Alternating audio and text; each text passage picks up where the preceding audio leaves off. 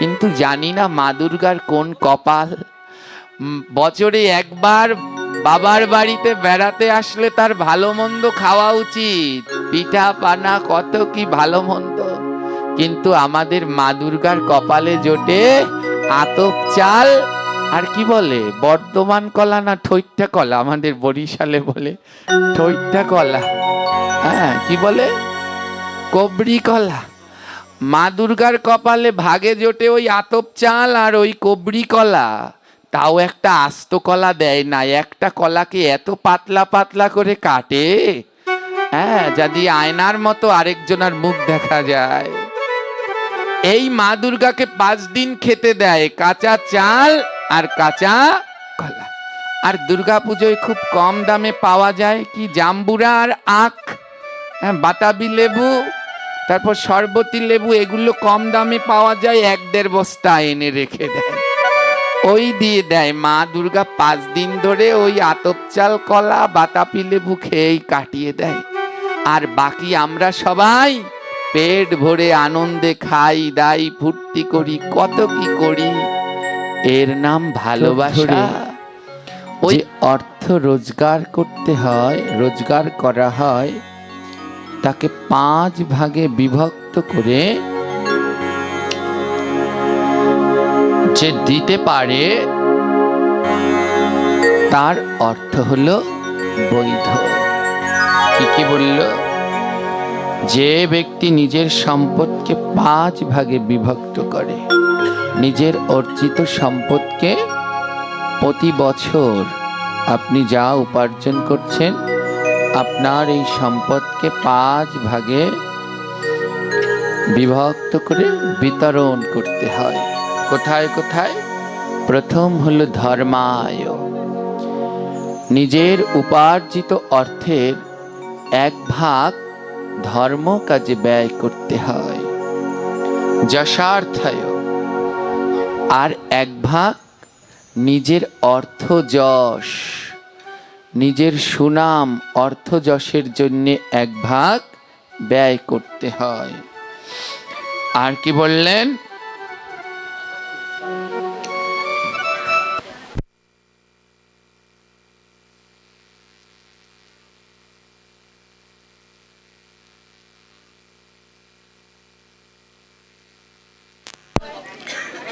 রাধে রাধে। তো কি বললেন? প্রথম ভাগ ব্যয় করতে হয় ধর্মের জন্য, সারা বছর ধরে উপার্জিত অর্থের 2য় ভাগ ব্যয় করতে হয় নিজের যশ সুনামের জন্য, 3য় ভাগ ব্যয় করতে হয় নিজের অর্থ যেন আরো বাড়ে, ব্যবসা বাণিজ্য আয় রোজগার যেন বাড়ে তার জন্য, 4র্থ ভাগ ব্যয় করতে হয় নিজের সুখ শান্তি ভোগ বিলাসের জন্য, আর 5ম ভাগ ব্যয় করতে হয় নিজের আত্মীয় স্বজনদের জন্য।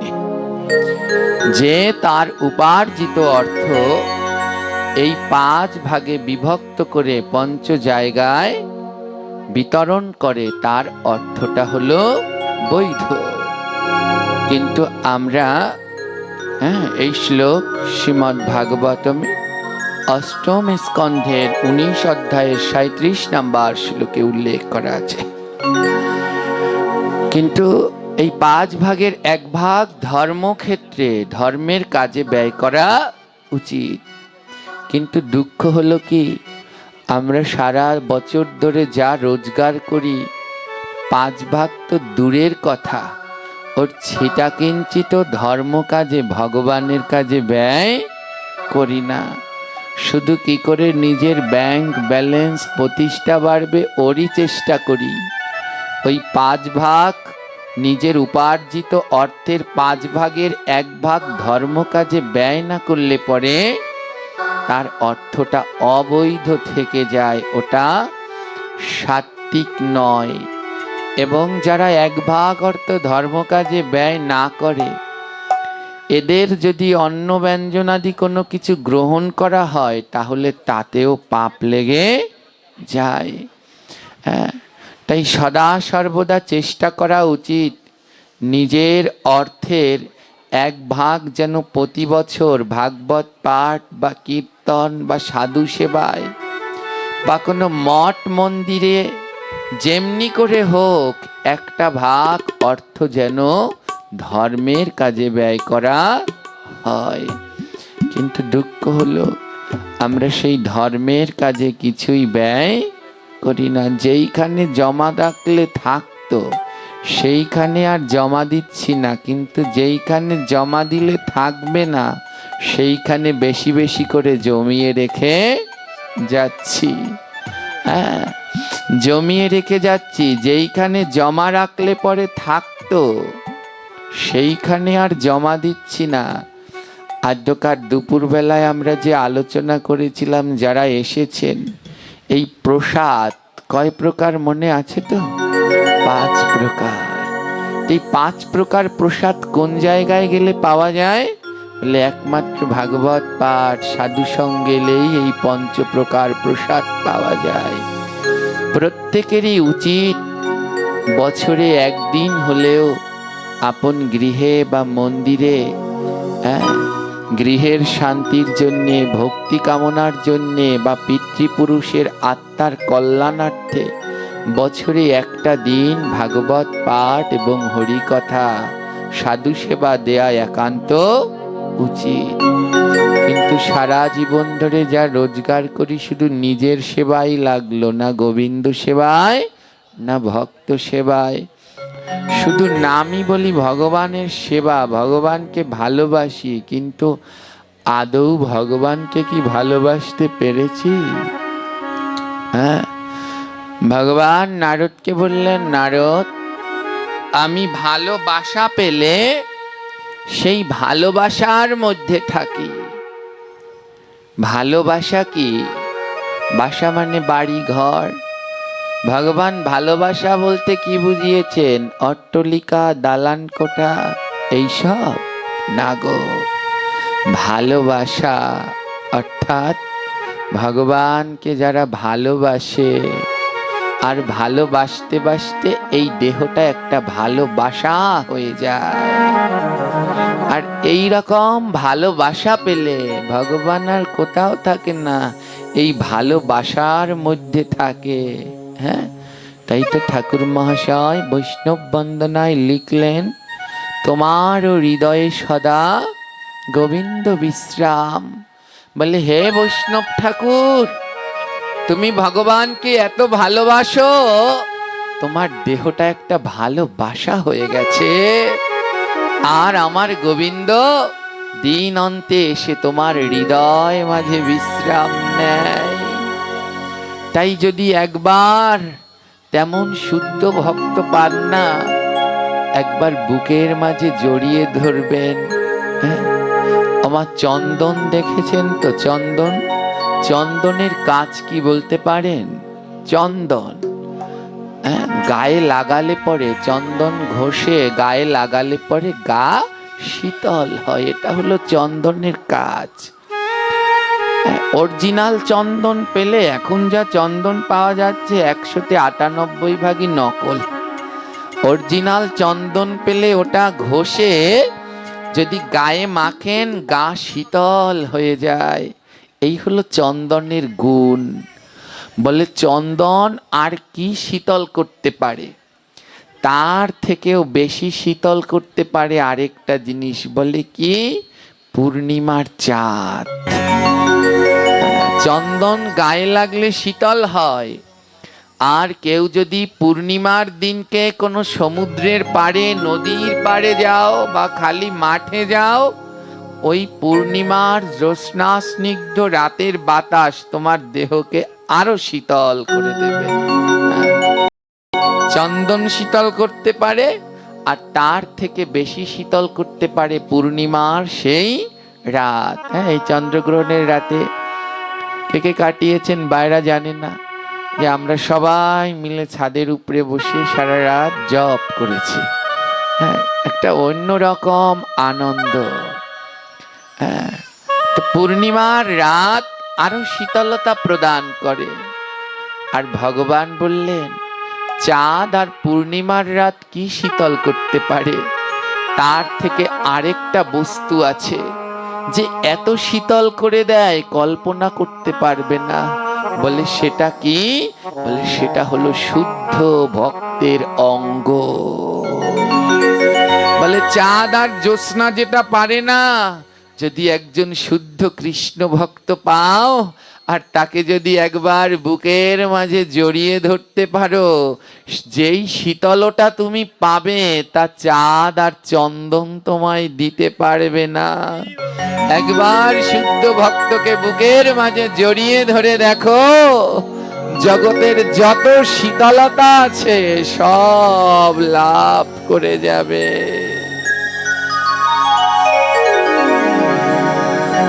এমন শীতলতা কোথাও পাবে না। কেন জানো? শুদ্ধ ভক্তের স্পর্শে যে শীতলতা। কেন? বলে ওই ভক্তের হৃদয়েই তো আমার গোবিন্দ বিশ্রাম করে। আর গোবিন্দের থেকে শান্তি, মা ভগবানের থেকে শান্তি আর কোথায় পাওয়া যায়? হ্যাঁ, দেখবেন যতটা সময় এইখানে বসবেন এটা বড় শান্তির জায়গা। এখানে যতক্ষণ বসবেন কোনো চিন্তা নাই, কতজনার কত রোগ ব্যাধি যন্ত্রণা। এখানে যতটা সময় বসবেন এই রোগ ব্যাধি যন্ত্রণার কোনো ভাবনা নেই। এখানে যতটা সময় বসবেন সংসার ঘরের কোনো চিন্তা নেই। কিন্তু এখান থেকে যেই উঠবেন শুরু হবে যন্ত্রণা, শুরু হবে চিন্তা, একটার পর একটা লেগে আছে। হ্যাঁ, একটার পর একটা লেগে আছে। বলে এমন আনন্দ, এমন আনন্দ আর কোথাও পাবেন না।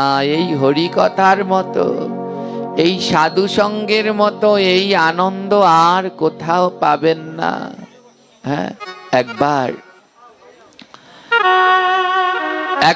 চিত্রকেতু রাজা কৈলাসে গেলেন মহাদেবকে দর্শন করবার জন্য। চিত্রকেতু রাজা কৈলাস পর্বতে গিয়ে দেখলেন শিব তো পরম বৈষ্ণব। কৈলাসে গিয়ে দেখলেন যে শিব ঠাকুর মা পার্বতীকে কোলে নিয়ে বসে আছে। চিত্রকেতু রাজার মনের ভিতরে, মনের ভিতরে এই বিষয়টা নিয়ে দ্বিধা জন্মালো। আরে, সমস্ত শাস্ত্র গ্রন্থ বলে শিব পরম বৈষ্ণব, আর সে বৈষ্ণব হয়ে তার এমন আচরণ, সহধর্মিণীকে নিজের স্ত্রীকে কোলে নিয়ে বসে আছে। চিত্রকেতু রাজা তিরস্কার করলেন শিবকে। হে ভোলানাথ, জগতের লোক তোমায় বৈষ্ণব বলতে পারে, আমি বলবো না। হ্যাঁ, ভাগবত বললেন কি, নিম্নগানাম যথা গঙ্গা দেবানামচ্যুতা যথা বৈষ্ণবানাম যথা শম্ভু পুরাণানাম মৃদাম তথা বৈষ্ণবানাম যথা শম্ভু। বৈষ্ণবদের ভিতরে হলো শ্রেষ্ঠ শম্ভু। চিত্রকেতু রাজার মনে দ্বিধা জন্মালো, এ কেমন বৈষ্ণব? বৈষ্ণব হয়ে নিজের স্ত্রীকে এমনি প্রকাশ্যে কোলে নিয়ে বসে আছে। আমি এই শিবকে বৈষ্ণব বলে মানি না। চিত্রকেতু রাজা ভোলানাথের ভক্তিকে বুঝতে পারলেন না। মা পার্বতী ক্রুদ্ধ হয়ে অভিশাপ দিলেন, তোমার অসুর সম আচরণ, যাও তুমি অসুর কুলে জন্ম নাও। এই চিত্রকেতু রাজা পরবর্তীকালে বৃত্তাসুর হয়ে জন্মগ্রহণ করেন। তখন চিত্রকেতু রাজা মা পার্বতীর চরণে লুটিয়ে পড়লেন, হে দেবী, অভিশপ্ত তো হলাম, কিন্তু আমায় একটু আশীর্বাদও করে দিন। যেন বৈষ্ণবের মহিমা বুঝতে পারি। বৈষ্ণবের মহিমা তো বুঝতে পারলাম না, তাই অসুর হয়ে যেন বৈষ্ণবের মহিমাটুকু বুঝতে পারি। নারদ ঋষি বললেন, চিত্রকেতু রাজার মনে প্রশ্ন জাগলো, কেন শিব বৈষ্ণব হয়েও মা দুর্গাকে কোলে নিয়ে বসে থাকেন প্রকাশ্যে? দেখুন, যেইখানেই মা কালী আছে সেইখানেই মা কালী শিবের কোথায় উঠে দাঁড়িয়ে আছে? বুকের উপরে উঠে দাঁড়িয়ে আছে। শিব এমন ভক্ত, এমনও বৈষ্ণব, বলে কেমন জানো? শিবের কোলের উপরে, বুকের উপরে মা কালী কেন? শিব বললেন, শোনো, আমার গোবিন্দের সর্বশ্রেষ্ঠ অমৃতময় গ্রন্থ হলো শ্রীমদ্ ভাগবত। 18টা পুরাণের ভিতরে একে বললেন মহাপুরাণ, রসসিন্ধু, রসরাজ। আর এই ভাগবতের প্রথম শ্রোতার নাম কি? এই ভাগবত যিনি প্রথম শ্রবণ করেছেন এই ধরাধামে, তার নাম কি গো মা? জগজ্জননী মাতা পার্বতী। ভোলানাথ প্রথম অমরনাথ গুহায় পাঠ করলেন, আর সেখানে দুজন শ্রোতা, একজন পার্বতী আর একজন শুক পাখি। প্রথম শ্রোতা হলেন জগজ্জননী ভগবতী মা পার্বতী। ভোলানাথ বললেন, জানো, এ জগতে যারা আমার গোবিন্দের ভাগবত শ্রবণ করতে যায়, পারুক আর না পারুক, মা পার্বতী কিন্তু পারেননি শ্রবণ করতে, কিছুটা শুনেই ঘুমিয়ে পড়লেন। ভোলানাথ বললেন, এ জগতে যারা আমার গোবিন্দের ভাগবত শ্রবণ করতে যায়, আমি তাদের বড় ভালোবাসি গো। যারা আমার গোবিন্দের ভাগবত শ্রবণ করে, গোবিন্দের কথা শ্রবণ করে, তাদেরকে আমি আমার নিজের কোলের মধ্যে ধারণ করে রেখে দে।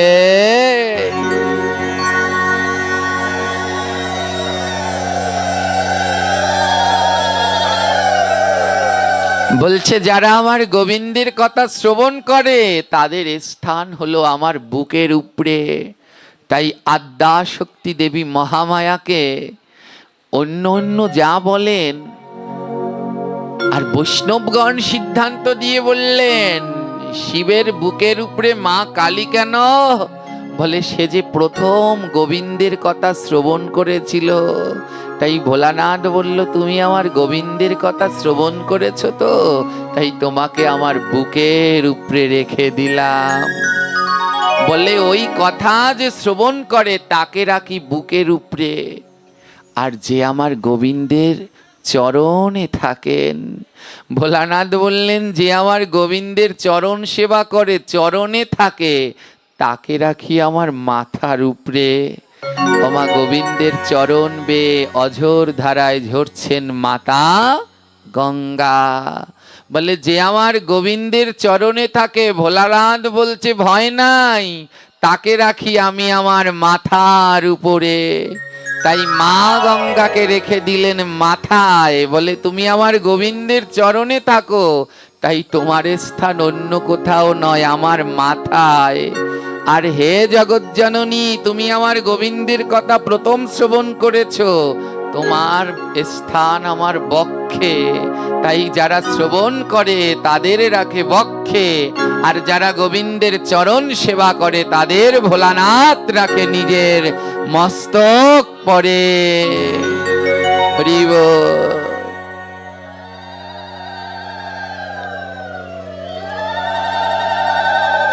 তাই আসুন, ভগবানের এই মধুরামৃত কথা আমরা শ্রবণ করি এবং এখান থেকে কিছু শিক্ষা আমরা অর্জন করি। আজ দুপুরবেলায় বললাম, এই মাদারীপুরে আমি অনেক আগেও আসছি, এখন তো পাঠ করতে আসি, কিন্তু এর অনেক আগে আসছি। কালকে এখানে একটা দাদা এসেছিল, ওনার নাম হলো, যারা এই কর্মকার তারা চিনবেন, ভোলানাথ কি যেন দত্ত বোধ হয়, আমাদের আগরপুরের জামাই উনি। তো ওখানে আমি ওই দাদা একবার অসুস্থ হলো, উনি হার্ট অ্যাটাক করেছিলেন, তো ওনাকে দেখতে আমি আসলাম। তখন ছিল সরস্বতী পুজো। তো হার্টের অসুখ, তো হার্টের জন্য তো সাউন্ড, অতিরিক্ত সাউন্ড তো খুব খারাপ। তো আমি তাকে দেখতে আসলাম। সরস্বতী উনি এত অসুস্থ, সবাইকে বলছে যে একটু সাউন্ডটা কমাও, কিন্তু কে কার কথা শুনে এত উচ্চ স্বরে ওই সরস্বতী পুজোয় সাউন্ড বাজিয়ে কি লাফালাফি, কি ঝাপাঝাপি, সে আর থাকার মতো কায়দা নেই। হ্যাঁ, মাদারীপুরের সরস্বতী পুজো বিখ্যাত। কি জন্যে বিখ্যাত? মা সরস্বতীর আরাধনা ঠিক মতো হয় কিনা আমি জানি না। মা সরস্বতী হয় সঙ্গীতে। কোন সঙ্গীত? শাস্ত্রীয় সঙ্গীত। যেই সঙ্গীত শুনলে মা সরস্বতী বড় সন্তুষ্ট হয়। আপনারা কি জানেন মা গঙ্গার সৃষ্টি কিভাবে হয়েছিল? হ্যাঁ, নারদ একবার বেসুরো গলায় গান গেয়েছিল, তার জন্য রাগ রাগিনীগণ অসুস্থ হয়ে পড়েছে। বলে কেউ যদি বেসুরে গলায় গান গায় তাহলে রাগ রাগিনী সব অসুস্থ হয়ে যায়। মা সরস্বতী সন্তুষ্ট হয় শাস্ত্রীয় সঙ্গীতে। মা সরস্বতীর পুজোর নামে এই অত্র এলাকায় যা চলে জানি না, এগুলো বলার কি কেউ নেই। এত উঁচু সাউন্ড, আর সব সেই ডিজে গান, কি তেরে নারে, কি সব পেয়ারে পোয়ারে গান। সুস্থ মানুষও অসুস্থ হয়ে যায়, আর মা সরস্বতী সন্তুষ্ট হওয়া তো দূরের কথা, আমার মনে হয় পালাবে সব থেকে ওগুলো শুনে। হ্যাঁ, এর জন্যেই এই অঞ্চলগুলোতে শিক্ষার হারটা অনেকটা কম। সবাই শুধু টাকার পিছনে ছুটছে, কেউ একটু বড় হলেই বিদেশ চলে যাচ্ছে, কেউ এতে চলে যাচ্ছে। আর মা সরস্বতী সন্তুষ্ট হবে কি? সে তো আরো রুষ্ট হয়ে পালায় ওখান থেকে। এর নাম ভগবানকে ভালোবাসা? কোনো দিনই নয়। আসছে দুর্গা পুজো, ভগবানকে ভালোবাসার, মা দুর্গাকে ভালোবাসার ছিরি দেখবেন। সবাই ওই লাইট, প্যান্ডেল আর ওইগুলো দেখবার জন্য যায়, কিন্তু ভগবানকে ভালোবেসে খুব কম জনাই যায়। হ্যাঁ, মা দুর্গা, মা সরস্বতী তারা বেড়াতে আসেন বাবার বাড়িতে, না বছরে কয়বার? মা দুর্গা একবার আসেন। তো কদিনের জন্য আসেন? 5 দিনের জন্যে। মায়েরা একটা কথা বলবেন, বাবার বাড়িতে কি বেশি বেশি বেড়াতে যাওয়া ভালো না কম যাওয়া ভালো? কম যাওয়া ভালো। যে কোনো আত্মীয়ের বাড়িতে কম কম বেড়াতে যাওয়া ভালো। বেশি বেড়াতে গেলে আর সম্মান পাওয়া যায় না। বছরে একবারটি যাওয়াই উত্তম। তাই মা দুর্গা বছরে একবার আসে। বলে একবার আসলে ওই বাবা, ভাই, আত্মীয় স্বজনদের থেকে অনেক ভালোবাসা পাবেন, ভালো মন্দ খেতে দেবে, জামা কাপড় দেবে।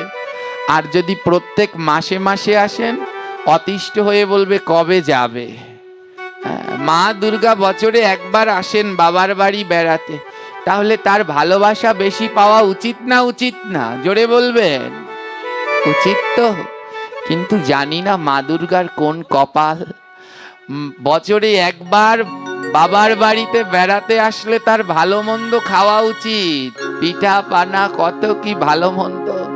কিন্তু আমাদের মা দুর্গার কপালে জোটে আতপ চাল আর কি বলে বর্ধমান কলা না ঠৈট্টা কলা, আমাদের বরিশালে বলে ঠৈট্টা কলা। হ্যাঁ, কি বলে কবরি কলা। মা দুর্গার কপালে ভাগে জোটে ওই আতপ চাল আর ওই কবরি কলা। তাও একটা আস্ত কলা দেয় না, একটা কলাকে এত পাতলা পাতলা করে কাটে, হ্যাঁ, যদি আয়নার মতো আরেকজনের মুখ দেখা যায়। এই মা দুর্গাকে 5 দিন খেতে দেয় কাঁচা চাল আর কাঁচা কলা। আর দুর্গা পুজোয় খুব কম দামে পাওয়া যায় কি জাম্বুরা আর আখ, বাতাবি লেবু, তারপর শরবতী লেবু, এগুলো কম দামে পাওয়া যায়। 1-1.5 বস্তা এনে রেখে দেয়। ওই দিয়ে দেয়। মা দুর্গা 5 দিন ধরে ওই আতপ চাল, কলা, বাতাপি লেবু খেয়েই কাটিয়ে দেয়। আর বাকি আমরা সবাই পেট ভরে আনন্দে খাই দাই, ফুর্তি করি, কত কি করি। এর নাম ভালোবাসা? ওই কাঁচা আতপ চালগুলো, আখের গুড়, একটুখানি আখের গুড়, কতবারই এই যে পূজার ছিরি দেখি, আমার যেতে ইচ্ছে করে না। এই যে সবাই বলে ঘরে ঘরে যাও, আমার যেতে ইচ্ছে করে না, কষ্ট হয় এই তামসা কাণ্ড দেখলে। এই ছোট্ট ছোট্ট গেলাসে, এতটুকু গেলাসে জল দেয়, সাজায় সবার নামে নামে। এটা গণেশ খাও, এটা কার্তিক খাও, এটা মনসা খাও, এটা সরস্বতী। এতটুকু থাল দেয়, থালে এইটুকু এইটুকু চিনি বা গুড়, নকুল দানা দেয়, আবার ছিঁড়ে ছিঁড়ে একটু পান দেয়। হ্যাঁ, ওই খাও ভগবান। এর নাম ভালোবাসা? কোনো দিনই না। ওই কাঁচা আতপ চাল আর কলা, আখের গুড় ভগবানকে দিচ্ছ, নৈবেদ্য বেড়ে দিচ্ছ। যখন ওই নৈবেদ্য দিল, প্রসাদ হয়ে গেল। যখন ওই নৈবেদ্য মাখিয়ে সবাইকে প্রসাদ দিতে যায় না, যেই ওই কাঁচা চাল দিতে যায়, হ্যাঁ, দিদিকে দিতে গেছে, দিদি বলে অতখানি দিস না, আমার দাঁত নরম, চাবাইতারি না। আরেকজনকে দিতে বলছে, দিস না, কাঁচা চালও খাইলে প্যাডের মধ্যে পুটপুট করে, ও খেতে পারি না। যাকে দিতে যায় সেই পালায়, খেতে চায় না, তা ভগবানকে খেতে দিলে কেন? এর জন্য গোবিন্দ বল্লভ তার ভজনের ভিতরে লিখলেন, তোমার মুখে যাহা মিঠা লাগে তাহাই দিও গোবিন্দের ভোগে। যা তুমি খেতে পারো না তা অন্যকে কেন দাও? মহা মহা অপরাধ। এই পুজোয় কোনো লাভ নেই, এই পুজোয় কোনো পুণ্য নেই, বরং মহা পাপ হয়। হ্যাঁ, সরস্বতী পুজোর ওই মায়ের পুজোয়, দুর্গা পুজোয় আসছে দেখবেন, এমনটা সব জায়গায় হবে। কেন?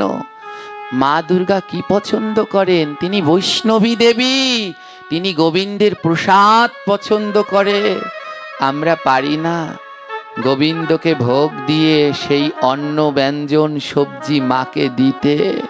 হ্যাঁ, একজন ঠাকুর মশাইকে জিজ্ঞেস করলাম, এমন কাঁচা কাঁচা চাল খাওয়াচ্ছেন কেন মা দুর্গাকে?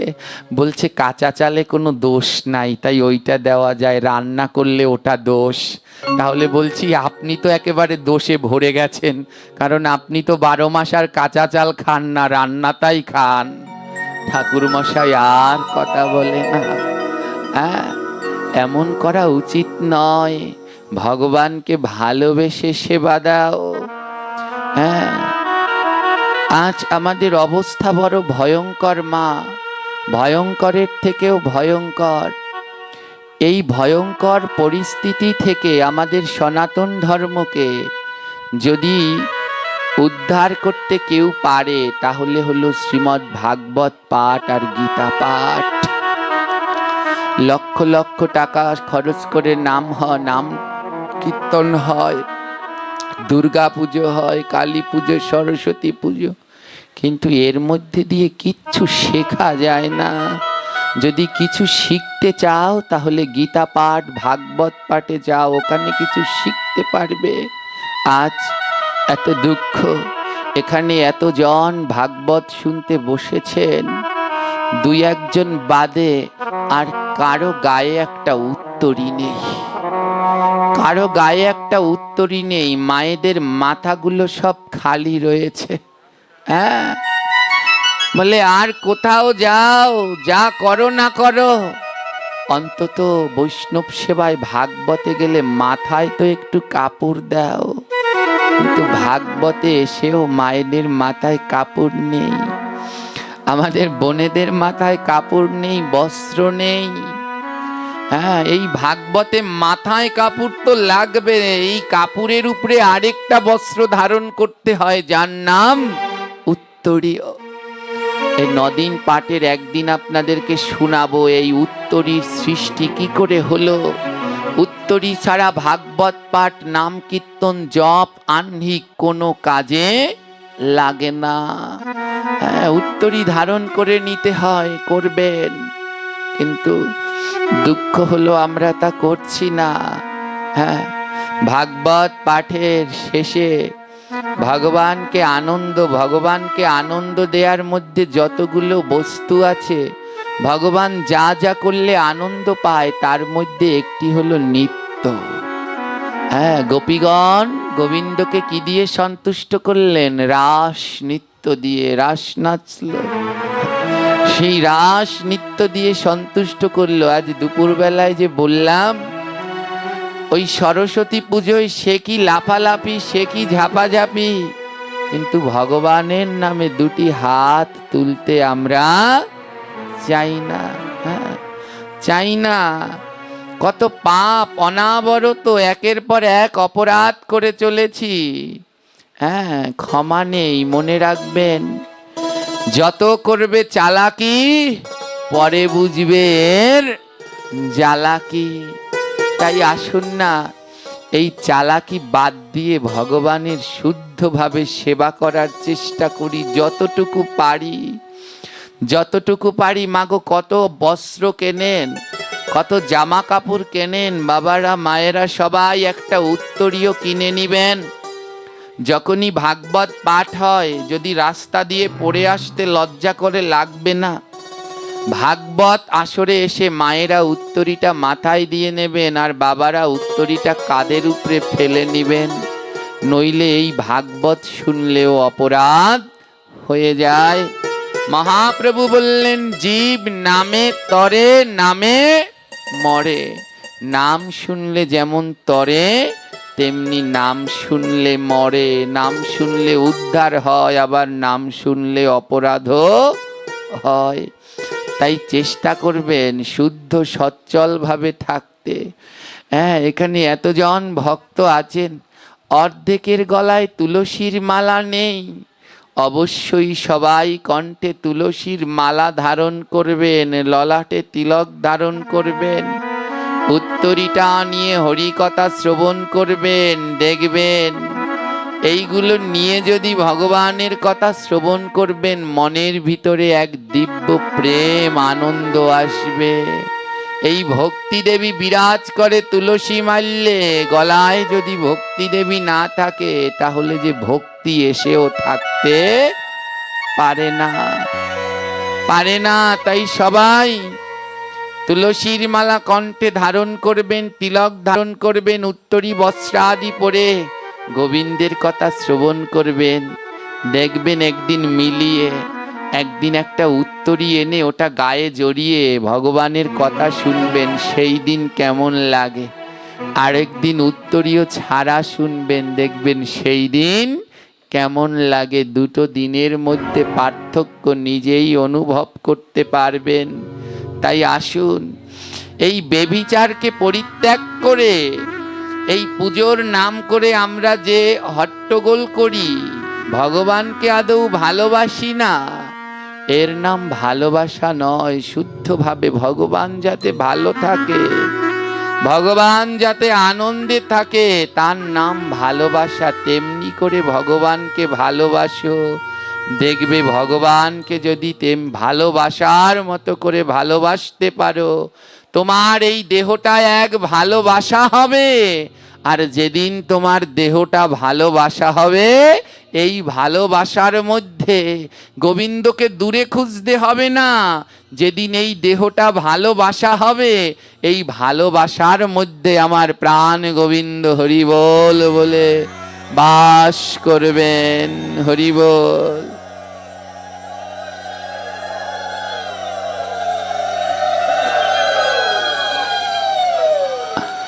ভালোবাসা কি শুনুন। বৃন্দাবনে এক বাবাজি মহারাজ ছিলেন, বাবার নাম দামোদর মহারাজ। তো দামোদর বাবা ভগবানকে বড় ভালোবাসতো, তার সেবিত বিগ্রহ গিরিধারী। তো গিরিধারীকে বড় ভালোবাসতো। কেমন ভাবে? ওই যে বললাম, তোমার মুখে যাহা মিঠা লাগে, তাহাই দিও গোবিন্দের ভোগে। দামোদর বাবা করতেন কি, বৃন্দাবন ঘুরে ঘুরে ওই কাঁচা বাজারে গিয়ে দেখতেন কোন সবজিটা বাজারে নতুন উঠেছে। যেই সবজিটা নতুন উঠেছে ওটা কিনে নিয়ে আসতো ভগবানের সেবার জন্যে। হ্যাঁ, যেই বস্ত্রটা দেখতে সুন্দর ওটা ভগবানের সেবার জন্য নিয়ে আসতেন। আমা আমরাও বাজারে নতুন সবজি ওঠে, কিন্তু ওটার সাথে সাথে যারা ভক্ত তারা ওই ফুলকপি উঠলে, নতুন লাউটা উঠলে তারা কি করে, নতুন লাউ উঠেছে বাজারে, যে আজকে এই লাউটা হ্যাঁ হ্যাঁ ডালের বড়ি দিয়ে, ডালের বড়া দিয়ে রান্না করে গোপালের ভোগ লাগাবো। ভক্তদের মধ্যে আর আমাদের মধ্যে পার্থক্য কি? ভক্তরা চিন্তা করে এটা আজ গোবিন্দের ভোগে দেব, সুন্দর করে ডালের বড়ি করে ভোগে দেব। আর আমরা যারা আছি নতুন লাউ দেখলে ওই কুচো যেন একটা কি মাছ পাওয়া যায়, নাম বলতে হবে, বলে ওটা কিনে নিয়ে আসি, ওটা দিয়ে আজ লাউ দিয়ে খাবো। হ্যাঁ, এই হলো পার্থক্য। ভক্তরা সদা সর্বদা ভগবানের চিন্তা করে, আর আমরা করি নিজের সুখ বিলাসের চিন্তা। এর জন্যে মহাজন বললেন, আত্ম ইন্দ্রিয় প্রীতি বাঞ্ছা তারে বল কাম, কৃষ্ণ ইন্দ্রিয় প্রীতি বাঞ্ছা তারে বলে নাম। বলে নিজেকে ভালোবেসে যা করবে ওটা কামনা বাসনা, আর ভগবানকে ভালোবেসে যা করবে সেটা হলো নাম। এই ভগবানকে ভালোবাসো, ভগবানকে ভালোবেসে করো, নিজের মুখের স্বাদের জন্য নয়। আমার গোবিন্দের কিসে ভালো লাগবে সদা সর্বদা চেষ্টা করো। হ্যাঁ, কি করলে আমার গোবিন্দ সন্তুষ্ট থাকবে। হ্যাঁ, আমাদের বাড়িতে বাৎসরিক প্রোগ্রাম হয়, ওই যে কালকে এই বাবাজি বলছে দুপুরে প্রসাদ নিতে এসো। বাবাজি বলছে আসা যাবে না, এখানে পটল আছে, হ্যাঁ বেগুন আছে। তো চাতুর্মাস্যের মধ্যে বেশ কিছু ভক্তদের শুধু নিরামিষ খেলেই হয় না, শুধু ভক্তদের ওই সাত্বিক শাকসবজি খেলেই হয় না, বেশ কিছু সবজি আছে যেগুলো আবার বাদ দিয়ে খেতে হয় প্রত্যেক দিনে দিনে একটা। যেমন প্রতিবাদের দিন চাল কুমড়ো নিষেধ, চতুর্থীর দিন মূলো নিষেধ, পঞ্চমীর দিন বেল নিষেধ, ষষ্ঠীর দিন তিতা নিষেধ, এমনি এক এক দিন এক একটা। আবার 4 মাস শয়ন একাদশী থেকে উত্তান একাদশীর মধ্যে পটল, বেগুন, বরবটি, লাউ, সিম এইগুলো নিষেধ রয়েছে। আপনারা বাড়িতে খাবেন, কিন্তু বৈষ্ণব সেবায় এগুলো ব্যবহার করা মহা অপরাধ, অপরাধ হয়ে যায়। অনেকে আবার হ্যাঁ বৈষ্ণব সেবার সময় ব্যবহার করবেন না, অনেকে আবার বাড়িতে এগুলো খায় না। চাতুর্মাস্যের মধ্যে বেগুন খায় না, পটল খায় না, কিন্তু মাছ খায়, বলে তাতে কোনো লাভ নেই। যারা মাছ খাচ্ছেন তারা পটল বেগুন সবই খেতে পারেন, হ্যাঁ, কিন্তু যারা সাত্বিক আহার করছেন তারা কিছু কিছু জিনিস ত্যাগ করতে হবে। আর বৈষ্ণব সেবায় এইগুলোই যে গাজর, কারা এগুলো শিখাচ্ছে জানি না, গাজর যে পাত্রে রাখা হয় ওই পাত্র গোবিন্দ সেবায় লাগে না, ওটাও অশুদ্ধ হয়ে যায়, ওটাও গোবিন্দের ভোগের কোনো সেবায় লাগে না, সেইগুলো প্রসাদ হিসেবে ব্যবহার করছে। এই কথা আমার নয়, হরিভক্তি বিলাস খুলে দেখুন কত সুন্দর সিদ্ধান্ত দেয়া রয়েছে। তাই এইগুলো থেকে একটু সচেতন থাকবেন। হ্যাঁ, তো যখন ওই আমাদের বাড়িতে ভোগ হয় প্রতি বছর ওই আইটেমগুলো বাড়ানো হয়।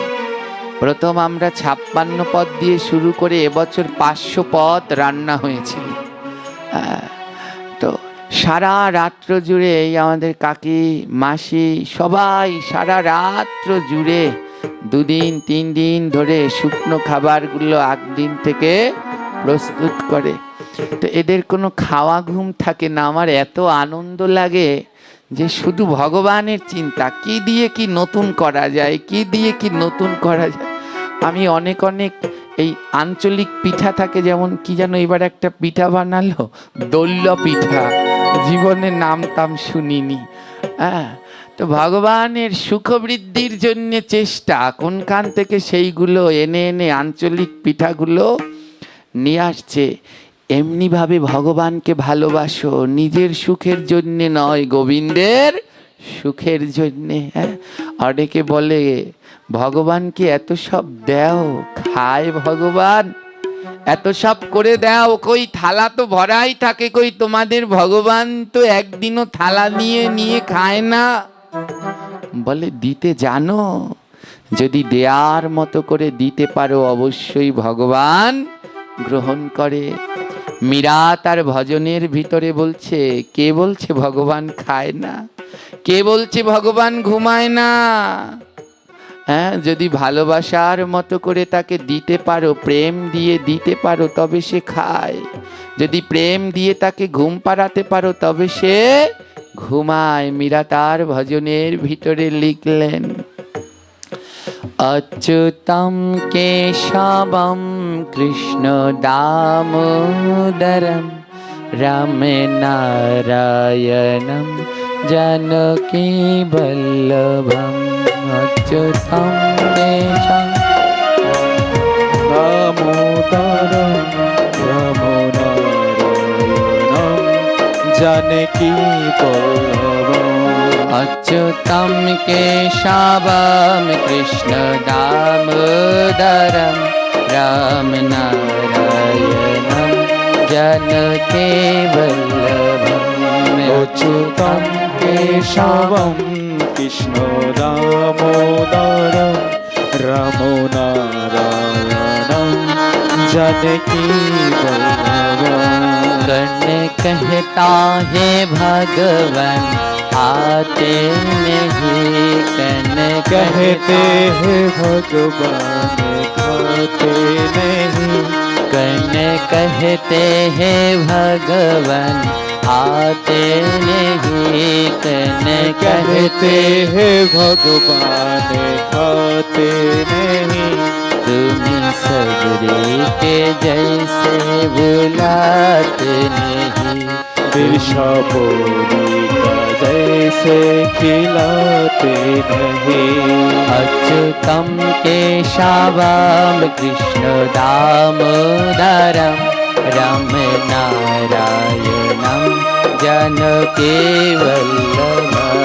अच्युतम केशवम कृष्ण दामोदरम रामो नारायणम जानकी वल्लभम।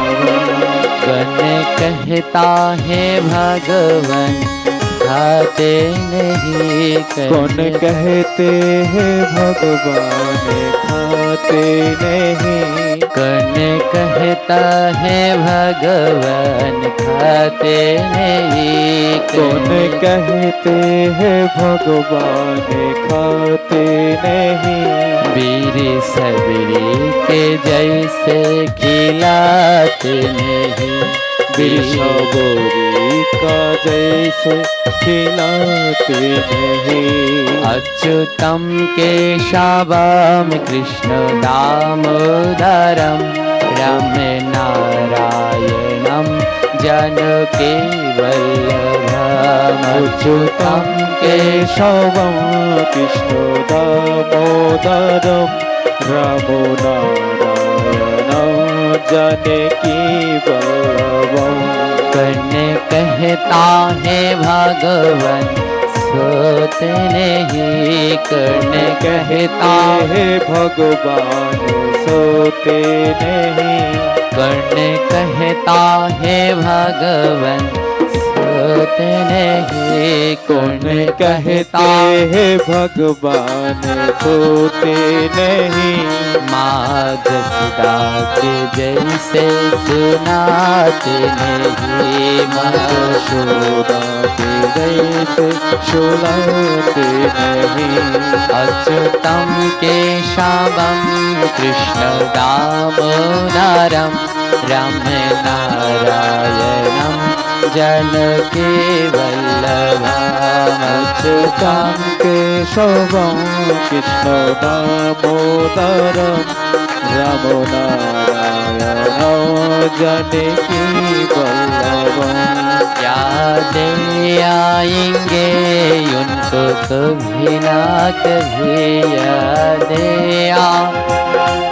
उनको कभी ना कभी कृष्ण दर्शन देंगे कभी ना कभी कृष्ण दर्शन देंगे कभी ना कभी अच्युतं केशवं कृष्ण दामोदरं रमनारायणं जानकी वल्लभं। अच्युतं केशवं कृष्ण दामोदरं रामो नारायणं जानकी वल्लभं। मीरा बोललेन कौन कहता है भगवान आते नहीं, के बोलছে भगवान আসে না, तुम मीरा के जैसे बुलाते नहीं। বলে মীরার মতো করে যদি ভগবানকে ডাকতে পারতে তাহলে ভগবান ঠিক আসতে। কোন কহে হ্যাঁ, মীরা বললেন কোন कहते हैं भगवान खाते नहीं, কে বলছে ভগবান খায় না। वीर सबरी के जैसे खिलाते नहीं। যদি তুমি মা সবরীর মতো করে ভগবানের জন্য জমাতে পারতে ভগবান ঠিক তোমার হাতে খাবার খেত। মা সবরী কত বছর ধরে রামের জন্য অপেক্ষা করেছেন, ওরকম অপেক্ষা করো, তারপর না ভগবান তোমার হাতে খাবেন। হ্যাঁ, কোন कहते हैं भगवान सुते नहीं, কে বলছে ভগবান ঘুমায় না। तुम माँ যশোদা के जैसे सुनाते नहीं, তুমি তো মা যশোদার মতো গোপালকে ঘুম পাড়াতে পারো না। অমনি করে মা যশোদা সারা রাত্র গোপালের পাশে বসে থাকতেন জানেন। মা যশোদা কোনোদিন চোখের পাতা বন্ধ করেনি, সারা রাত্র গোপালের পাশে বসে থাকতো। গোপালের তো কত শত্রু, কত অসুর আসতো, সারা রাত্র বসে থাকতো। গোপালের গরম লাগছে না ঠান্ডা লাগছে, হ্যাঁ, যদি এমনি ভাবে পারতে দেখতে ঠিক গোপাল তোমার কাছে ঘুম পড়তো। ভগবানকে ভালোবাসো, হ্যাঁ, যেটা ভালো জিনিস ওটা নিজের জন্যে নয়, ওটা আমার গোবিন্দের জন্যে দিয়ে দাও, ওটা আমার ভগবানের জন্যে দিয়ে দাও। বৃন্দাবনের মহারাজ ছিলেন দামোদর মহারাজ। সারা বাজার ঘোরে, যখন নতুন সবজিটি দেখতে পায় গিরিধারীর ভোগের জন্য নিয়ে আসে। যখন ভালো বস্ত্র দেখতে পায় গিরিধারীর জন্য নিয়ে আসে, যেটা ভালো দেখে বাজারে সেটা নিয়ে আসে। একদিন কি হলো, দামোদর বাবা বাজারে গেলেন বাজার করতে, গিয়ে দেখে সমস্ত বাজারের দোকানগুলো খালি রয়েছে। কোনো দোকানে দোকান আছে কিন্তু কোনো দোকানদার নেই। একজনের কাছে জিজ্ঞেস করলো দোকানগুলো সব পড়ে রয়েছে, দোকানদাররা কোথায় গেল? উত্তরে বলল, আরে জানো না, আমাদের বাজারে এক নর্তকী এসেছে, এক নর্তকী এসেছে, নর্তকীর নাম হলো লক্ষ হীরা। বলে 1 লক্ষ হীরা এক জায়গায় করলে যেমন জল জল করে, ওই নর্তকী দেখতে তেমনই সুন্দর ছিল। বলে এক নর্তকী এসেছে, ওর নাম লক্ষ হীরা, যেমন দেখতে তেমন তার নৃত্য, আহা কি সুন্দর শাস্ত্রীয় নৃত্য করে, তালে তালে মুদ্রায় মুদ্রায়, হ্যাঁ, অপূর্ব নৃত্য। সমস্ত দোকানদারগণ দোকান ছেড়ে বাজারের ওই প্রান্তে নর্তকী নৃত্য করছে, তার নৃত্য দেখতে গেছে। আমাদের বাংলাদেশে তেমন হয় না। ইন্ডিয়াতে গেলে দেখবেন রেল স্টেশনে রেলের মধ্যে কেউ হারমোনিয়াম নিয়ে গান গাইছে, কেউ নৃত্য করছে, সবাই দাঁড়িয়ে দাঁড়িয়ে দেখছে আর খুশি হয়ে 1-2 করে টাকা দিচ্ছে। তো লক্ষ হীরা ছিল একজন নর্তকী, তার সাঙ্গপাঙ্গদের নিয়ে খোল করতাল নিয়ে ওই বাজারে বাজারে নৃত্য করত। আর বাজারের লোকজন ওই নৃত্য দেখে সন্তুষ্ট হয়ে লক্ষ হীরাকে টাকা দিত।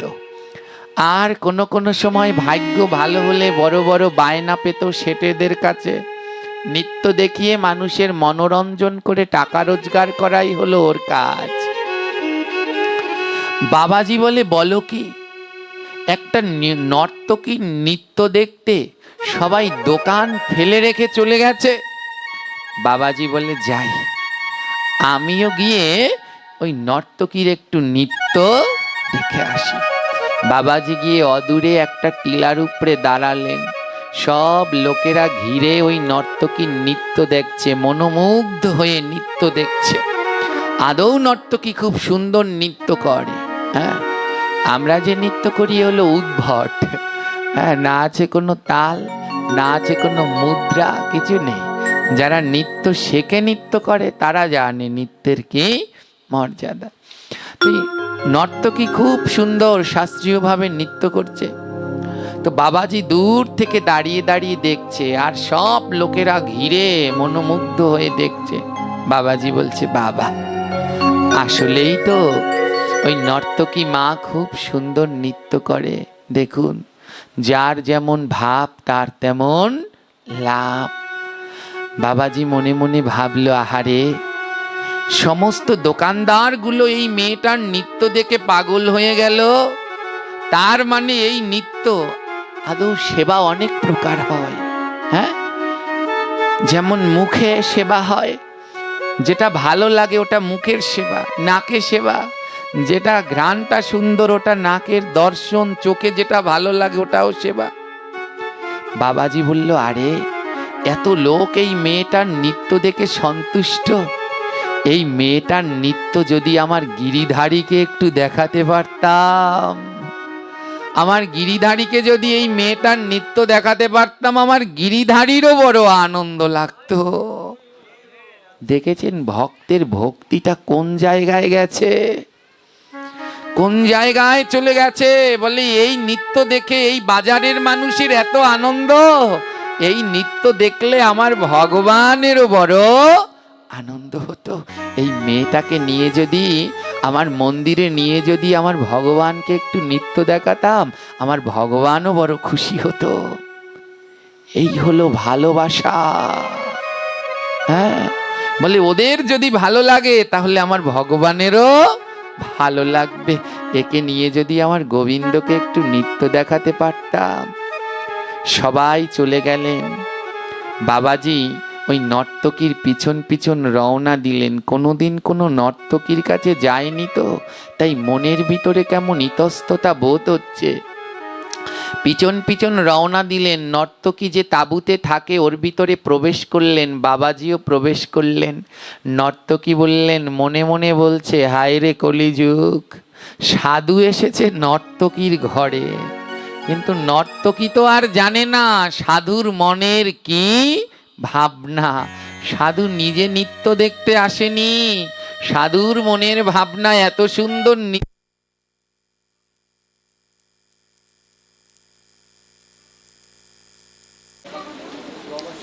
জয় নিতাই গৌর হরি। বাবাজির মনের ধারণা হলো, এই নর্তকীকে নিয়ে যদি আমার ভগবানকে একটু নৃত্য দেখাতাম, আমার ভগবানেরও বড় আনন্দ লাগতো। আর এদিকে নর্তকী মনে মনে ভাবছে, হায় রে কলিযুগ, বাবাজি বৃন্দাবনের সাধু এসেছে নর্তকীর ঘরে, কিন্তু সাধুর মনের যে ভাবনা, সেই ভাবনা তো আর নর্তকী জানে না। এক গ্রামে একটা চোর বাস করত, আরেকটা সাধু বাস করত। মধ্যখানে একটা নদী ছিল, নদীর এপারে সাধু আর ওপারে চোর। সাধুরা প্রতিদিন 4টার সময় স্নান করে, আর যারা চোর ওরাও সারা রাত্র চুরি করে ওই 4টার সময় গিয়ে স্নান করে। ওই সাধু আর চোরের সাথে প্রতিদিন দেখা হয়, একজন নদীর এপার আর একজন নদীর ওপার। চোর যখন ওই স্নান করতে যায়, চোর মনে মনে বলে, আমি ভেবেছিলাম এই গ্রামে আমিই একটা চোর, কিন্তু আরো একটা চোর আছে ওই পারে। কিন্তু ওই পারে যিনি থাকেন সে চোর, তিনি সাধু, কিন্তু চোরের কাজ কি? সে অন্যকেও চোর ভাবে। আর এপারে সাধু মনে মনে বলে, আরে আমি ভেবেছিলাম আমি একা 4টার সময় স্নান করি, না না, ওই পারেও একজন ভক্ত আছে, সেও 4টার সময় স্নান করতে আসে। কিন্তু ও কি সাধু? ও চোর। যারা সাধু তারা চোরকে সাধু ভাবে, আর যারা চোর তারা সাধুকেও চোর ভাবে। আজ নর্তকী লক্ষ্যহীরা বলছে, আরে কি অবস্থা, সাধু এসেছে নর্তকীর বাড়িতে। লক্ষ্যহীরা বলছে, কি গো সাধু, কি চাই? বাবাজি বলল, ও মা, তুমি কি সব জায়গায় নৃত্য করতে যাও? লক্ষ্যহীরা বলছে, নৃত্য করা আমার পেশা, টাকা পেলে আমি সব জায়গায় যাই, আমার কোনো নিষেধাজ্ঞা নেই, আমার কাজ হলো টাকা, কেউ আমাকে টাকা দেবে, যেখানে বলবে সেখানে যাব। বাবাজি বললেন, কটা টাকা লাগবে? তুমি যদি, তোমায় যদি একদিন নৃত্য করতে নিয়ে যাই, কটা টাকা লাগবে? বাবাজি তো তাদের জমানো কিছু থাকে না, তো বাবাজির জমানো সামান্য সম্বল ছিল, তৎকালীন সময়ের 2টি টাকা, 2টা টাকা ছিল তার জমানো সম্বল। তৎকালীন সময়ে 2 টাকা মানে অনেকটা টাকা, তার কাছে 2টো টাকা ছিল জমানো। তো বাবাজি বলল, মাগো, তোমায় যদি একদিনের জন্য কোনো জায়গায় নৃত্য করতে নিয়ে যাই, তোমায় কত দিতে হবে?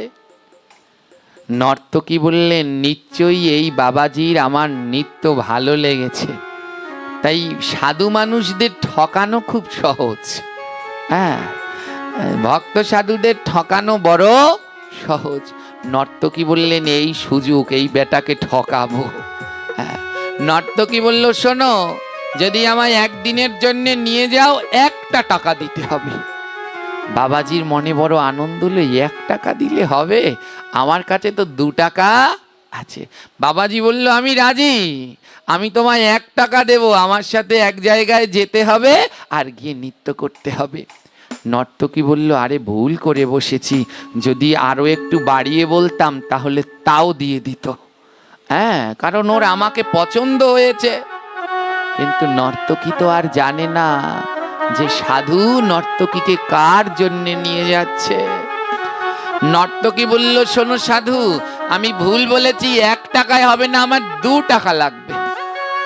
বাবাজি বললে, বেশ মা, আমি 2টো টাকাই দেব, আমি তোমায় 2টো টাকাই দেব, চলো চলো, তুমি আমার সাথে এক জায়গায় নৃত্য করতে যাবে।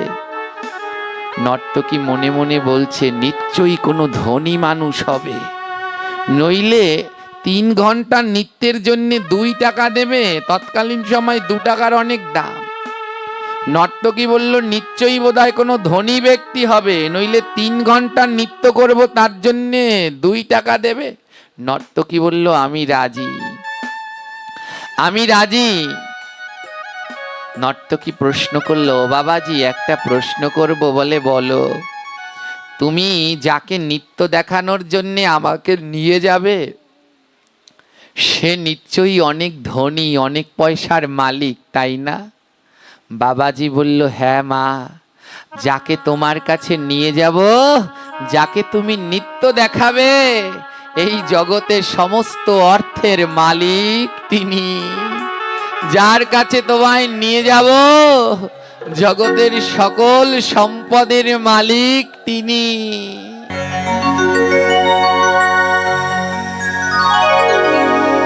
নর্তকী তখনও বুঝতে পারলেন না সেই মালিকটা কে, অনাদির আদি পরমেশ্বর ভগবান শ্রীহরি।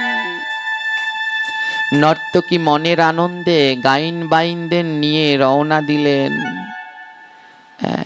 বাবাজির সাথে রওনা দিলেন। নর্তকী ভেবেছে যে আমায় নৃত্য করার জন্য নিশ্চয়ই কোনো বড় অট্টলিকা রাজপ্রসাদে নিয়ে যাবে। যখন নর্তকী আসলেন, এসে দেখে একটা গোবিন্দ মন্দির। নর্তকী বললেন, বাবাজি, এ কোথায় এনেছো? এ তো মন্দির, আমি তো মন্দিরে নৃত্য করি না, আমায় তো বড় শেঠের কাছে নিয়ে যাওয়ার কথা। তুমি বড় শেঠের কাছে না নিয়ে এই মন্দিরে নিয়ে এসেছো। বাবাজি বলছে, মারে, আমার এই মন্দিরেই সেই বড় লোক শেঠ বাস করে। আজকের নৃত্যটা তুমি সেই বড় লোক শেঠকে দেখাবে।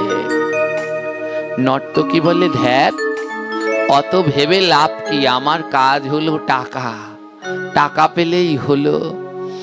নর্তকী বলল, কই তোমার সেই শেঠ কই? আসতে আসতে দুপুর গড়িয়ে বিকেল হয়ে গেছে।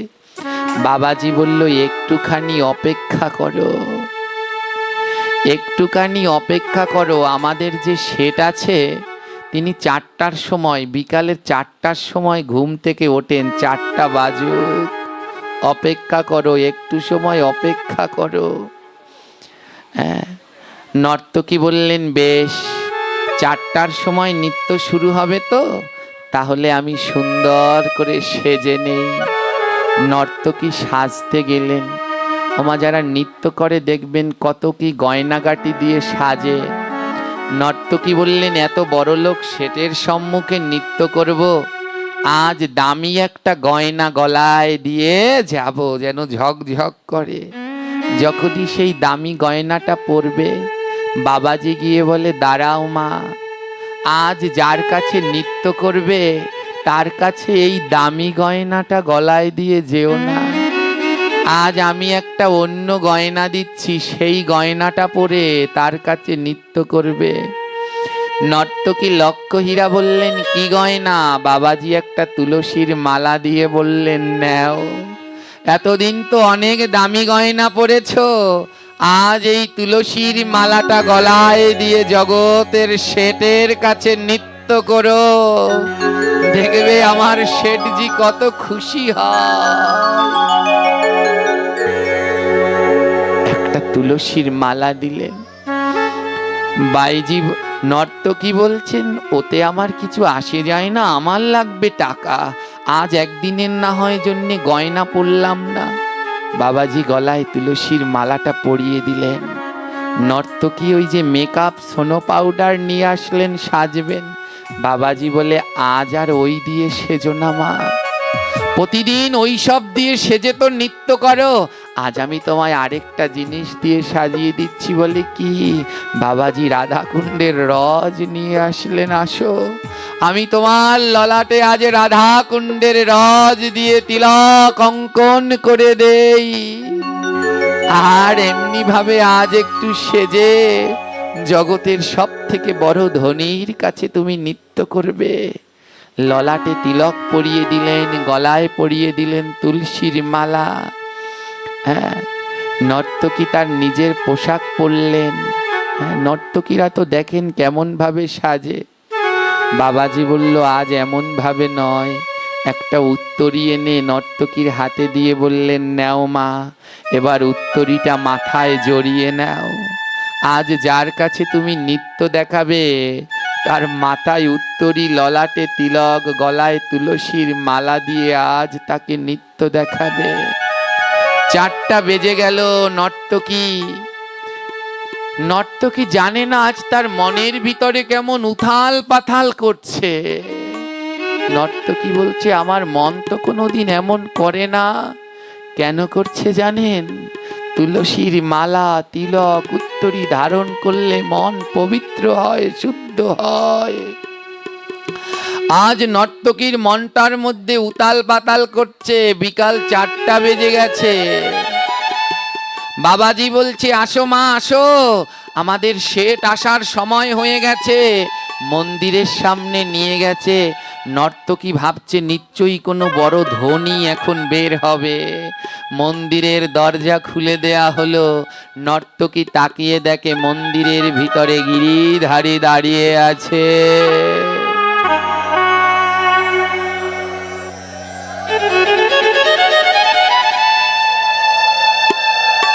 নর্তকী বলল, আরে বাবাজি, আমাকে তো কোনো শেঠের কাছে নৃত্য করবার জন্য এনেছো, এ তো দেখি একটা পাথরের মূর্তি, এর কাছে কি নাচবো? এ নৃত্যের কি বোঝে? বাবাজি বলে অমন বলো না, বিগ্রহ বিগ্রহ নহে, সাক্ষাৎ ব্রজেন্দ্র নন্দন। ও পাথরের নয় গো। নর্তকী বলে আমি পারবো না, একটা পাথরের বিগ্রহের কাছে কোনোদিন নাচ দেখিয়ে তার মনোরঞ্জন করা যায় নাকি? বাবাজি বলল মারে, এতদিন তো কতজনাকে নাচ দেখালি, ওই বাজারের মধ্যে নৃত্য করলি, কতজন দেখে খুশি হয়ে 2-3 টাকা দিয়েছে। এতদিন তো কতজনকে নৃত্য দেখিয়ে খুশি করলি। আজ আর এই মানুষদের নয়, আজ আমার একটু গোবিন্দকে নৃত্য করে দেখা। এই মানুষদের নৃত্য করে দেখালে খুশি হয়ে তারা উপহার দেয়, আর আমার গোবিন্দকে নৃত্য করে দেখালে আমার গোবিন্দ খুশি হয়ে তাকে বৈতরণী নদী পার করে দেয়।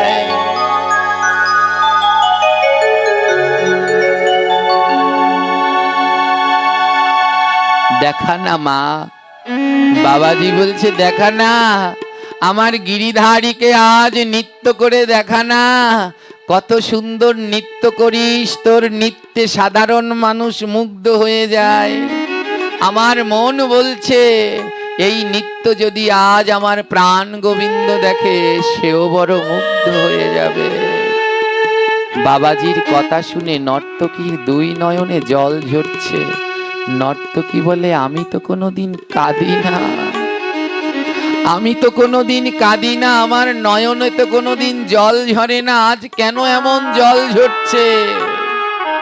মহাজনগণ বলে জানো না, বৈষ্ণবকে দর্শন করার সাথে সাথে শত গঙ্গা স্নানের ফল হয়।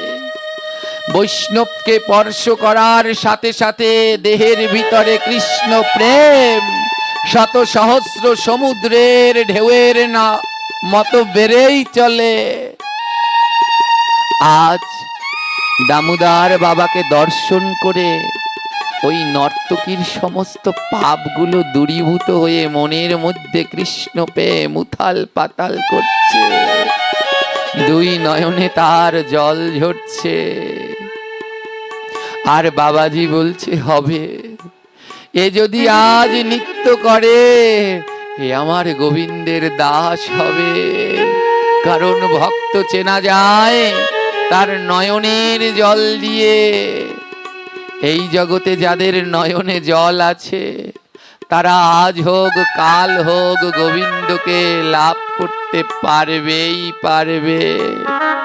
এ জগতে আমার গোবিন্দ সবার কাছে ধরা দেয় না, বলে আমি তাদের কাছে ধরা দেই গো। কাদের কাছে জানো? যাদের নয়নে কৃষ্ণ নামের ধারা, যাদের নামের কৃষ্ণের নয়নের ধারা, যাদের নয়নে কৃষ্ণ নামের ধারা, নয়নে কৃষ্ণ বলে তাদের কাছে দেই গো ধারা।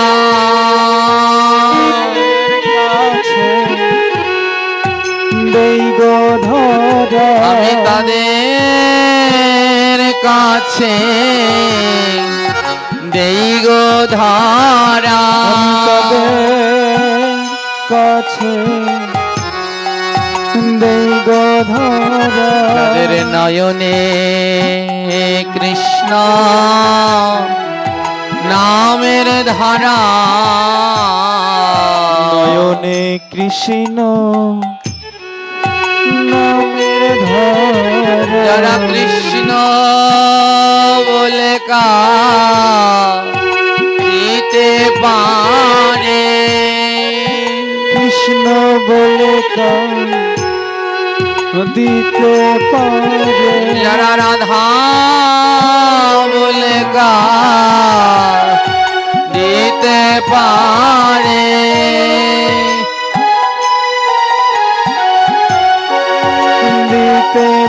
পারে আমি তাদের কাছে দেই গো ধরা, তাদের কাছে দেই গো যারা ধরা গৌর বলে দিতে পারে, যারা গৌর বলে দিতে পারে, যারা গুরু বলে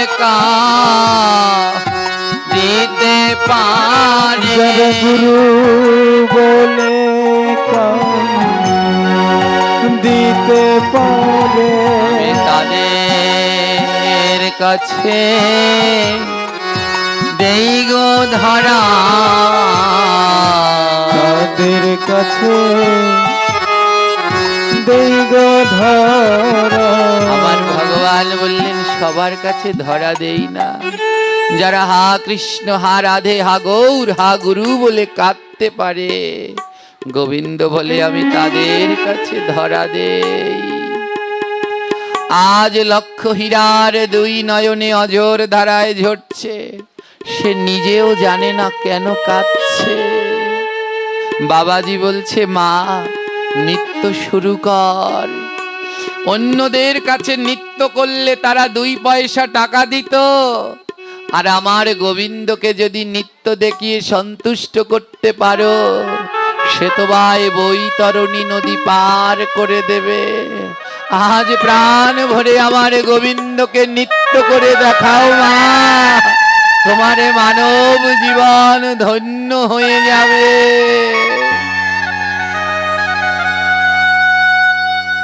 নর্তকী গাইন বাইনদেরকে বলল একটা গান ধরো।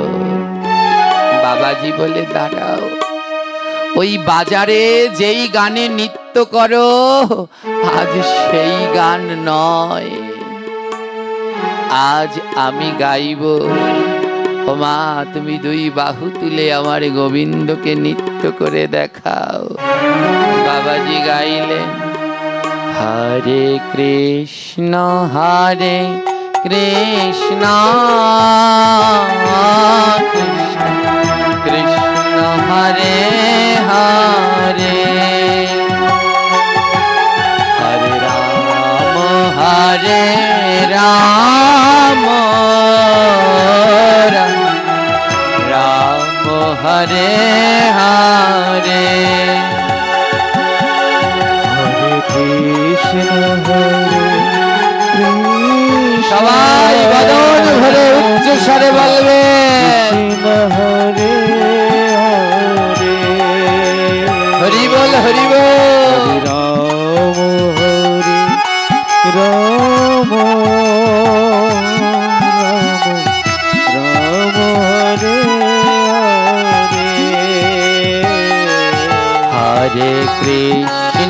হরে কৃষ্ণ কৃষ্ণ কৃষ্ণ কৃষ্ণ হরে হরে, হরে রাম রাম রাম হরে হরে,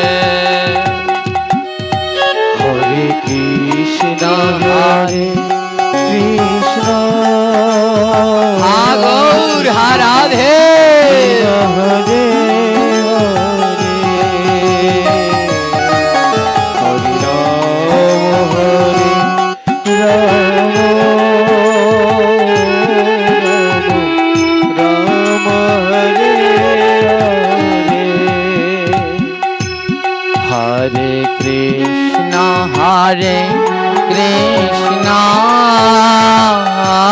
কৃষ্ণ কৃষ্ণ হরে হরে, হরে রাম রাম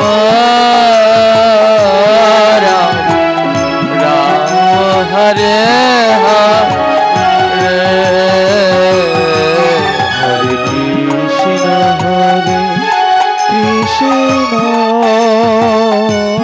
কৃষ্ণ কৃষ্ণ হরে হরে হরে রাম হরে রাম রাম হরে হরে কৃষ্ণ হরে কৃষ্ণ কৃষ্ণ হরে হরে রাম হরে রাম রাম হরে হরে হরে কৃষ্ণ হরে সবাই কৃষ্ণ করো ওই নয়নের জল দিয়ে আজ ভগবানকে ডাকো এই মানব জন্ম আর হবে কিনা জানি না হরে রাম রাম হরে হরে কৃষ্ণ কৃষ্ণ কৃষ্ণ কৃষ্ণ হরে হরে হরে রাম রাম রাম হরে হরে কৃষ্ণ হরে কৃষ্ণ লক্ষ্মীরা নামের তালে তালে নৃত্য করছে কৃষ্ণ আর সাধুগুরু বৈষ্ণবের চরণ ধুলা নিয়ে অঙ্গে মারছে আবার কখনো বা ভক্তকে বুকে জড়িয়ে ধরে উথাল পাতাল গৌর গৌর বলে কাঁদছে রাম হরে হরে কৃষ্ণ কৃষ্ণ কৃষ্ণ হরে হরে হরে রাম রাম হরে হরে কৃষ্ণ হরে কৃষ্ণ রাধে রাধে কৃষ্ণ হরে হরে রাম হরে রাম রাম হরে হরে কৃষ্ণ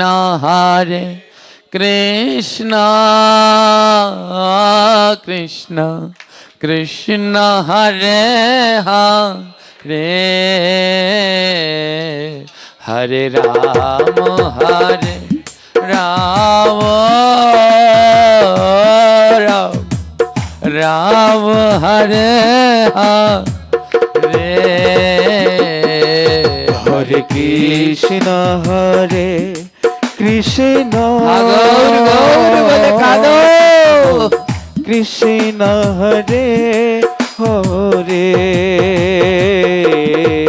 হরে রাম রাম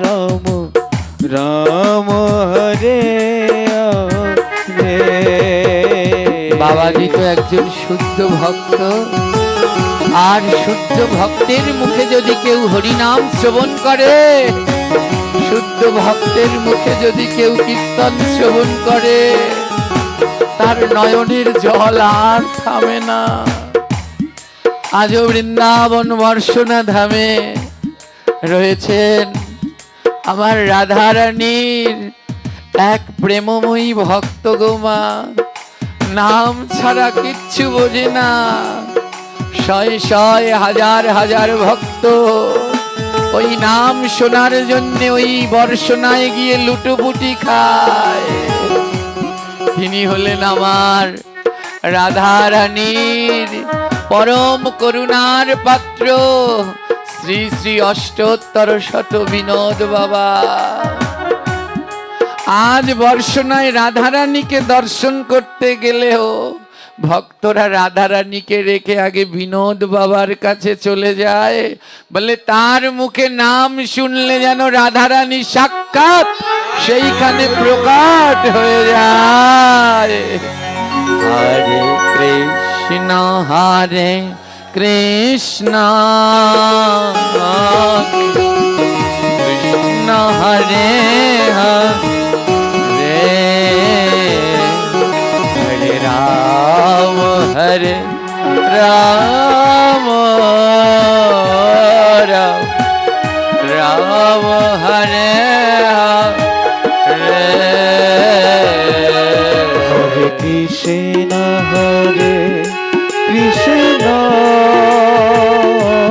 কৃষ্ণ কৃষ্ণ হরে হরে হরে রাম রাম রাম হরে হরে। আজ বাবাজি তো শুদ্ধ ভক্ত, এ জগতে সব মুখে নাম করলে কাজ হয় না। হ্যাঁ, যাদের দেহ শুদ্ধ, যেই মুখে কোনোদিন লোকনিন্দা হয় না, যেই মুখে কোনো সময় পরচর্চা পরনিন্দা হয় না, সেই মুখে যদি শ্রীনাম শ্রবণ করেন, শ্রীকথা শ্রবণ করেন, তবে ওই নামে কাজ হয়, সবার মুখে হয় না। আজ বাবাজি যখন নাম গাইছেন, সবাই মিলে ধুলায় গড়াগড়ি দিয়ে কাঁদছে, আর নর্তকী লক্ষ হীরা ওই নামের তালে হাগৌর হানিতাই বলে নৃত্য করছে। আজ ওই মন্দির যেন প্রেমের বন্যায় ভেসে যাচ্ছে। কিছুক্ষণ পর বাবাজি লক্ষ হীরাকে ডেকে বলল, মা, একবার মন্দিরে গিরিধারীর বিগ্রহের দিকে তাকিয়ে দেখ। লক্ষ হীরা বিগ্রহের দিকে তাকিয়ে দেখে গোবিন্দের দুই নয়ন থেকে অঝোর ধারায় জল ঝরছে।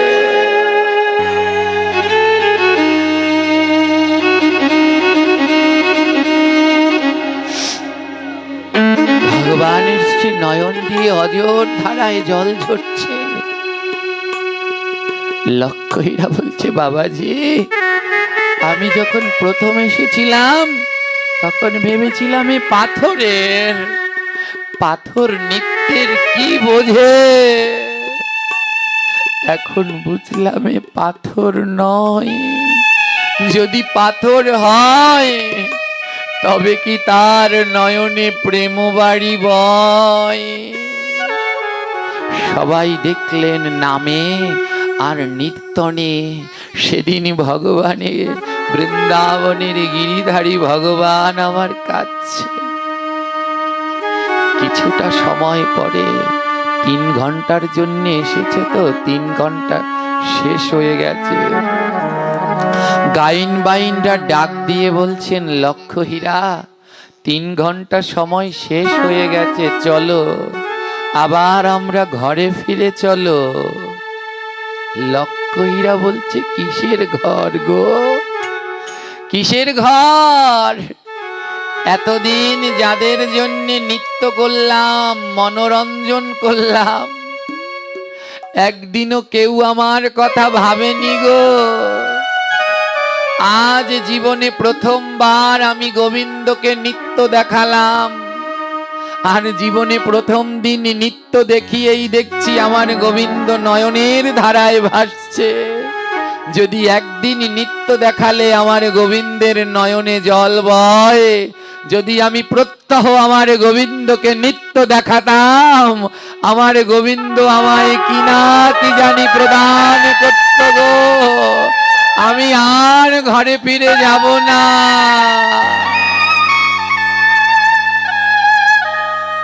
আর ঘরে ফিরে যাব না। আমার গুণ বলতে কিছু নেই, আমার গুণ বলতে আছে আমার নিত্য। তাই আমি প্রাণ ভরে আমার ভগবানকে নিত্য দেখাবো। এই দেহটা আমি আর উচ্ছিষ্ট করব না, আর কারো সেবায় নয়। এই দেহটা আজ থেকে আমি আমার গোবিন্দের সেবায় লাগাবো। এই দেহ দিয়ে অন্য কারো মনোরঞ্জন নয়, এই দেহ দিয়ে আমি আমার প্রাণ গোবিন্দের মনোরঞ্জন করব। লক্ষহীরা আর ঘরে ফিরে গেলেন না, রয়ে গেলেন বৃন্দাবনে। প্রত্যেক মন্দিরে মন্দিরে যায় আর গোবিন্দকে আনন্দ দেওয়ার জন্য নৃত্য করে। ও মা, আজ তোমাদের কাছে একখানা প্রশ্ন রেখে যাই।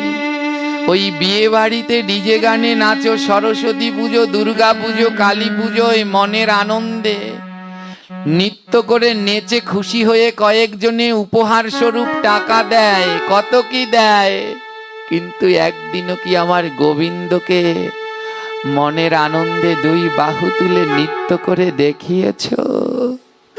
আমার ব্রজের গোপীগণ গোবিন্দকে নিয়ে রাস নৃত্য করলেন। সেই নৃত্যে সন্তুষ্ট হয়ে, রাস নৃত্যে সন্তুষ্ট হয়ে গোপীগণকে কৃপা করলেন গোবিন্দ। একবারও কি আমাদের গোবিন্দকে নৃত্য করে দেখানো হলো? তাই চেষ্টা করবেন, যেই পাঠে কীর্তনে যাবেন, পাঠের শেষে দুটি বাহু তুলে আমার গোবিন্দকে একটু আনন্দ দেবেন। আর কিছু পারুন আর না পারুন, দুই বাহু তুলে হরিবোল হরিবোল বলে দুটি পা অন্তত নাড়িয়ে যাবেন, যেন আমার গোবিন্দের বড় আনন্দ হয়। সেই দিন থেকে লক্ষহীরা প্রত্যেক মন্দিরে ঘুরে ঘুরে ভগবানের শ্রী বিগ্রহের সম্মুখে নৃত্য করে আর প্রভুকে আনন্দ দেয়। যেদিন দেখতে দেখতে লক্ষহীরা বয়সের ভারে, বয়স হয়ে গেছে, বৃদ্ধ হয়ে গেছে, এখন আর তার আগের সেই রূপ যৌবন নেই, বৃদ্ধ হয়ে গেছে, কিন্তু তাও লক্ষহীরা থামে না, লাঠিতে ভর দিয়ে দিয়ে নৃত্য করে, লাঠিতে ভর দিয়ে নৃত্য করে। যেদিন লক্ষহীরার শেষের দিন চলে আসলো, অসুস্থ, তাও লাঠিতে ভর দিয়ে লক্ষহীরা নৃত্য করছে। এক পর্যায়ে নৃত্য করতে করতে হাত থেকে লাঠিটা পড়ে গেছে, আর যখনই না পড়ে গেছে তখনই ভগবান হাতটা টেনে ধরেছে।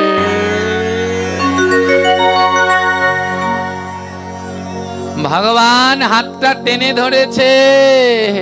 আরে লক্ষহীরা তাকিয়ে দেখলেন সাক্ষাৎ ব্রজেন্দ্র নন্দন তার হাত ধরেছে। ভগবান বলছেন, আমি তখন তার হাত ধরি কখন জানো?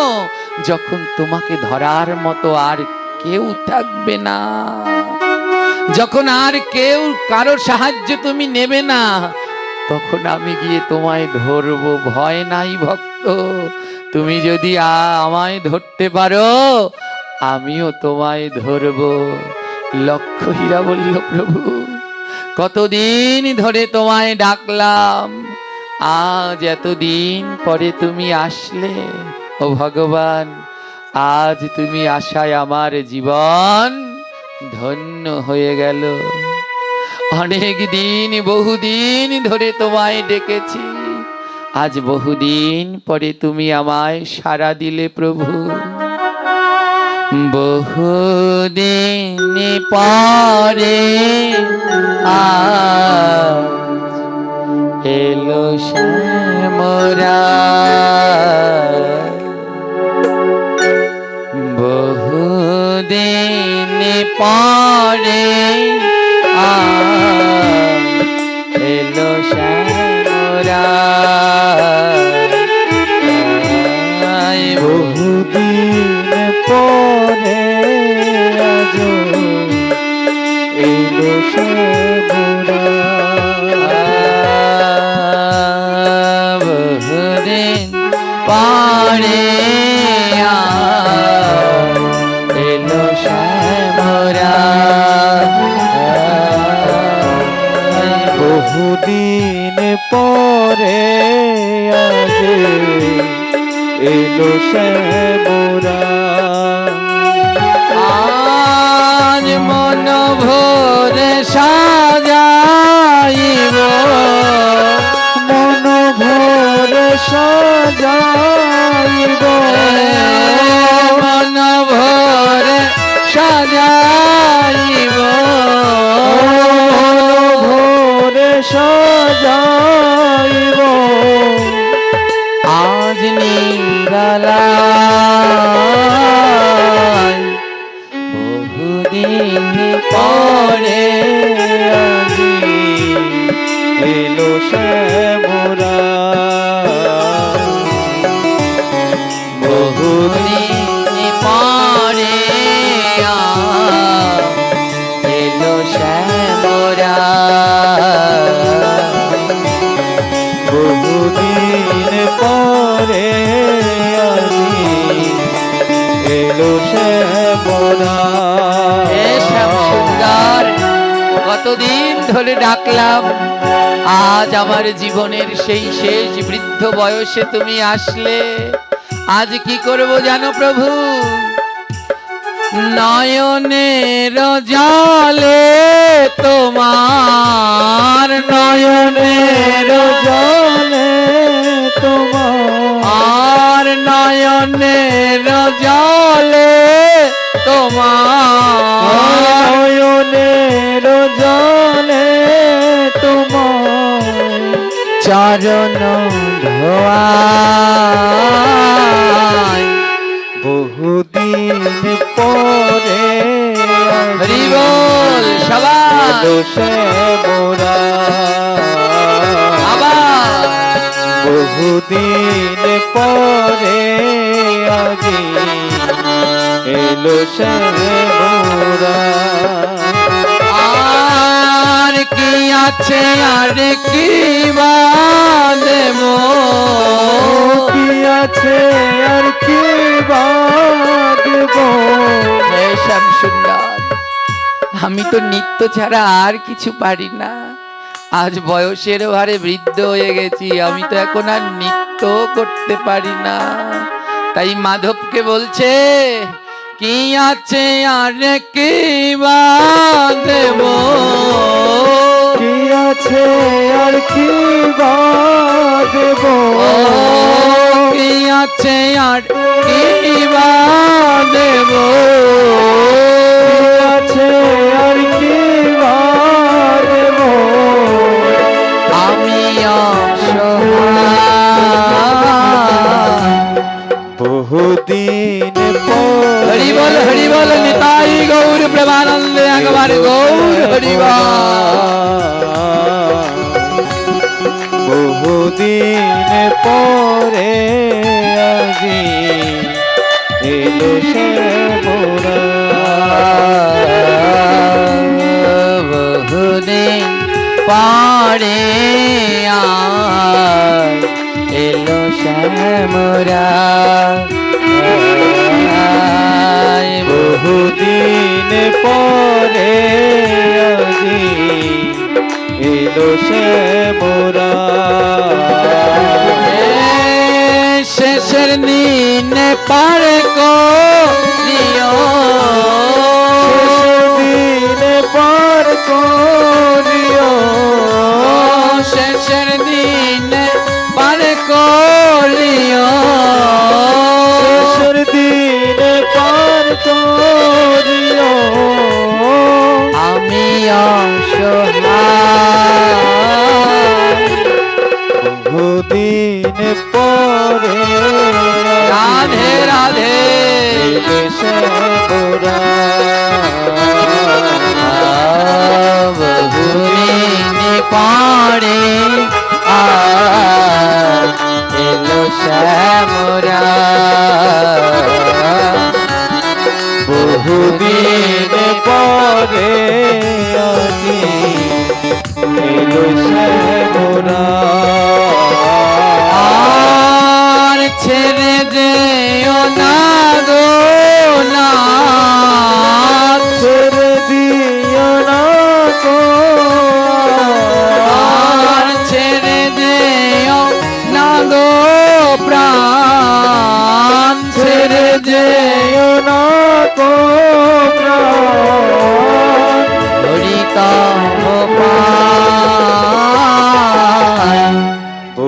বহুদিন পরে আজি হরি বল হরি বল।